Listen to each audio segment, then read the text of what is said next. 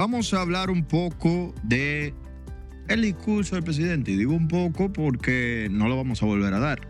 Siendo este uno de los discursos que al parecer ha roto récord, con una duración de alrededor de 2 horas y 44 minutos, con más de 19.500 palabras, rompiendo un récord personal del presidente Luis Abinader en lo que es la narrativa, ¿verdad? De ese gran discurso que se dio. Mucho tiempo hablando, muchos puntos que se dieron, por lo tanto, tenemos mucho contenido para analizar. Y una pregunta que nos hacemos en este programa siempre es, miren, los presidentes tienen una tendencia que para mí no es necesariamente la más correcta, de romper con una de las intenciones del 27 de febrero, que es una rendición de cuentas.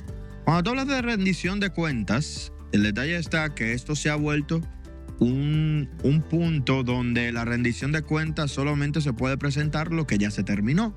Y como no se presentan las cosas que van avanzando, sino que se terminó, se lleva a hacer un informe de gestión más amplio, en donde si el presidente Abinader ahora lleva alrededor de 5 años en la gestión, entonces él dice, yo tengo que hablar desde el año 1, 0 al año 5, porque hay muchas cosas que han ido cambiando, sí, aunque solamente en el año pasado hayan sido ciertas cosas específicas que se terminaron porque se iban, ¿verdad?, trabajando desde antes y han ido avanzando.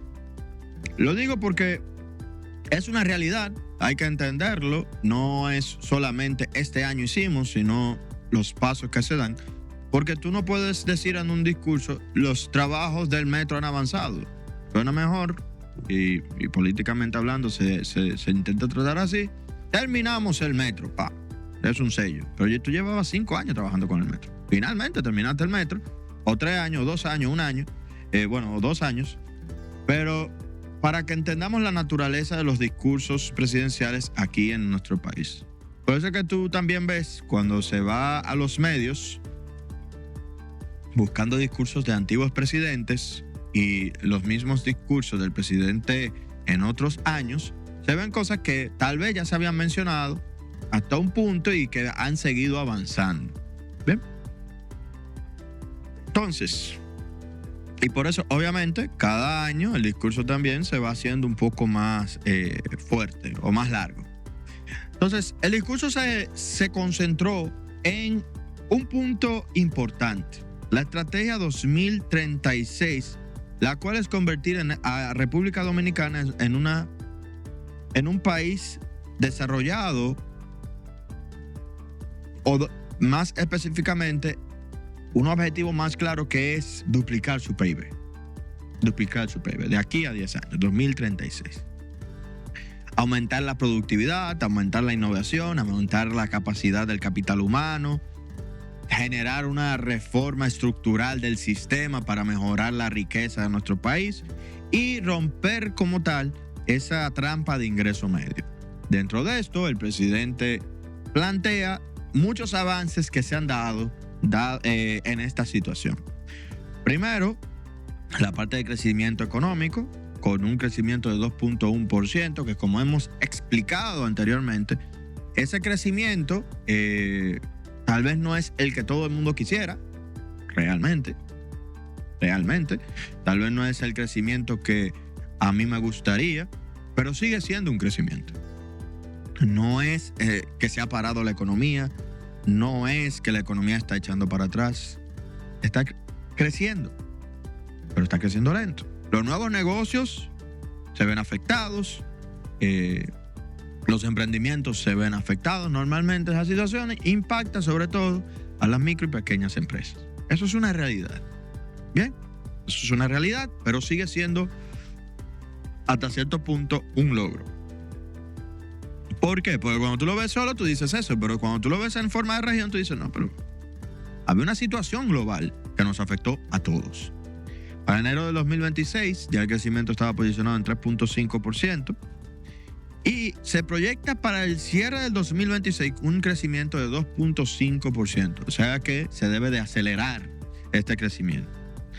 Sin embargo, también se menciona que la República Dominicana está entre las 20 economías con mejor perspectiva globales de crecimiento según el Harvard Growth Lab. En exportaciones, ¿qué ha sucedido en la República Dominicana? 16,000 millones en 2025 solamente en exportaciones, que es uno de los puntos esenciales que hemos hablado en este programa siempre, que las exportaciones deben de ser todavía más prioritarias. 16,000 millones se oye bien, sí, pero todavía estamos bajitos para lo que debería ser la República Dominicana. Ojo, que se oye muy bien. Yo no creo que aquí nadie diga 16,000 millones de dólares es poco dinero. Es mucho. 16,000 millones de dólares. Sí, pero la República Dominicana tiene un potencial todavía de crecimiento mucho más fuerte. ¿Qué significaron esos 16,000 millones de dólares? Un crecimiento respecto al 2024 de 14.4%. Un crecimiento muy significativo. Todo lo que sea más de doble dígitos es muy significativo. O sea, un cambio muy bueno. Y respecto al 2019, de 42.3%. Que aquí voy a algo que entiendo ya se debe de dejar de hacer. Que comparar tan atrás. O sea, 2019 ya muy bien. Vamos a seguir para adelante, personalmente. Pero, como ya le mencionaba, estos discursos también son un instrumento político y es lo que está diciendo. A mí me entregaron el país de esta manera y yo lo he ido haciendo crecer a buen ritmo. Y no es mentira, por lo menos en la parte de exportaciones. Inversión extranjera directa, más de 5,000 millones de dólares en inversión extranjera directa y 4 años consecutivos por encima de 4,000 millones de dólares. En otras palabras, el extranjero ve en la República Dominicana confianza, un espacio para invertir y un dato importante que debemos de hacer, que es que la inversión extranjera directa tiene un multiplicador importante. O sea, por cada dólar que se invierte aquí, si mal no recuerdo la última vez que se hizo el estudio, cada dólar que se hace aquí cuenta como 10 dólares invertidos. ¿Por qué? Porque todos esos dólares vienen para acá y se mueve dentro de la economía generando diferentes tipos de riqueza. Y además de que se distribuye en nuestro país en nuevas fronteras, o sea, en nuevos lugares. En tecnología y economía del futuro tenemos, y se mencionan, acuerdos también muy importantes, como fueron el acuerdo con NVIDIA, Centro de la Excelencia en IA, que de esto debemos todavía de ver esa evolución, y también el acuerdo con Google, que fue un puerto internacional de intercambio digital por 500 millones de dólares. Inversión directa de Google. Esto también se tiene que ver, ¿verdad? Eso son palabras todavía, se tienen que ejecutar, pero la firma del acuerdo, obviamente, ayuda mucho. Ya es un paso muy significativo y muy positivo fue en su momento y se dijo en su momento, ahora hay que ejecutarlo. Y así también un puerto espacial en Pedernales por 600 millones de dólares. Segundo bloque que podemos ver, estabilidad macroeconómica y finanzas públicas, que aquí es donde muchas personas también entran en situación con el gobierno. El primer punto es que la deuda pública respecto al PIB ha bajado con 58.5% del PIB versus el 69.1% que se tenía en el 2020. Una trayectoria obviamente descendiente. Y aquí voy al punto porque esto siempre se critica este número. Este número es real. Relativo al PIB, la deuda ha disminuido. ¿Qué significa eso? Que ha crecido más rápido la economía que lo que ha crecido la deuda. En otras palabras, vamos creciendo o la deuda está siendo productiva. Si la deuda crece más lento que los ingresos, quiere decir o que el crecimiento de la economía el movimiento de la economía quiere decir que esos dólares o ese dinero que se está usando para préstamos está generando beneficios. Para que lo entendamos desde el punto de vista de la casa, el problema no es endeudarse por $1 millón. Si usted se endeuda por $1 millón y ese millón le genera $1.100.000, usted se está endeudando bien, aunque siga con mucha deuda.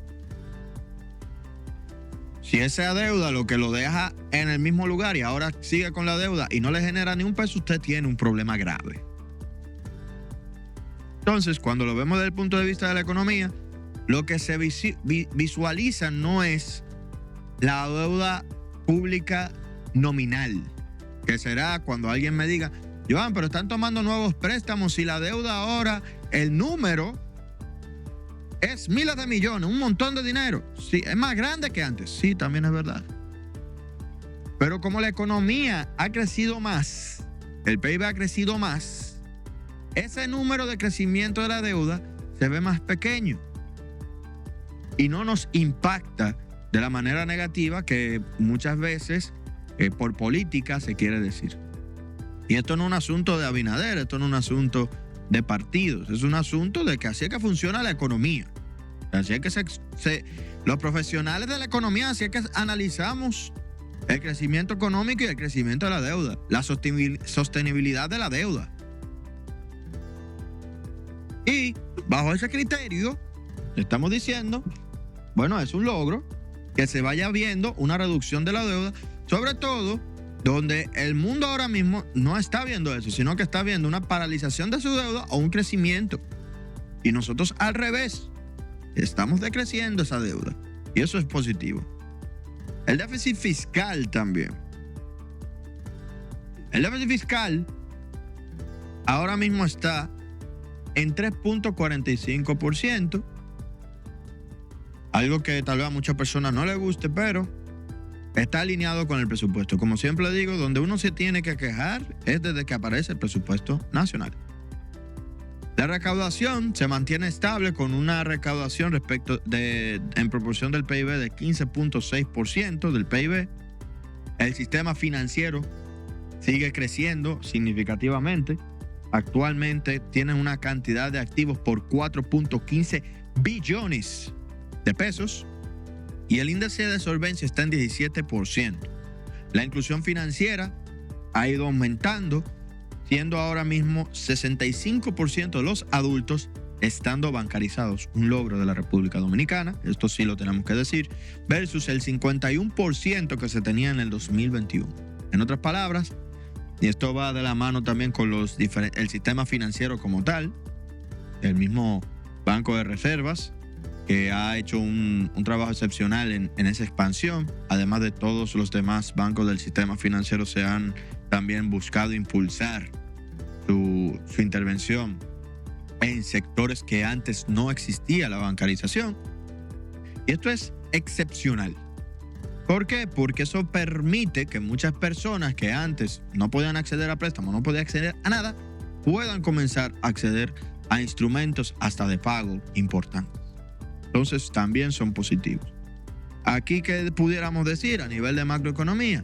La preocupación todavía de la deuda pública, que la velocidad con la que aumentan los intereses, esto pudiera ser preocupante. La recaudación, que entendemos debería de ser más alta, que por eso también se estaba hablando de la reforma fiscal. Y el déficit fiscal, que se entiende se estaba buscando una reducción.